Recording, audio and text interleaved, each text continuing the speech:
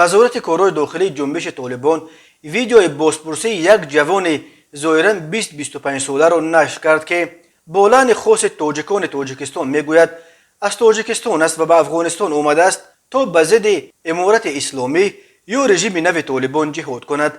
در نوار کوتاه پلیس طالبان این جوان میگوید اسم اصلیم امید، نام مستعاریم احمد فرید و از تاجیکستان هستم. از تاجیکستان به روسیه سفر کرده، از روسیه به ترکیه، از ترکیه به ایران و از ایران به افغانستان تا بر ضد مجاهدین امارات جهاد کنم. معلوم نیست که امید این حرفا را خودش به زبان میآورد یا زیر فشار.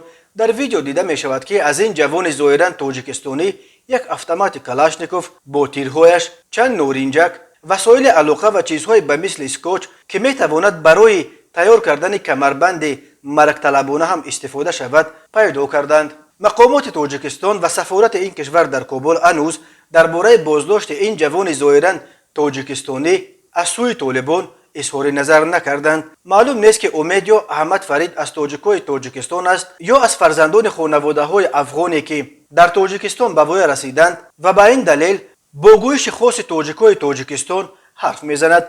این هم معلوم نیست که این جوان تاجیک به افغانستان برای آن آمده است که به جبهه مقاومت ملی تحت رهبری احمد مسعود بپیوندد یا به سازمان تندگرای داعش. قرار معلوم هم داعش و هم جبهه مقاومت ملی سلطه طالبان بر افغانستان را قبول ندارند و به ضد آن می جنگند. روزنامه اطلاعات روز چاپ کابل خبر داد که پلیس طالبان این جوان تاجیکستانی را در منطقه یا کارت 15 شهر کابل با اتهام دیورسیت دستگیر کرده است. بنا به اطلاع این نشریه احمد فرید به همکاری با داعش متهم می شود.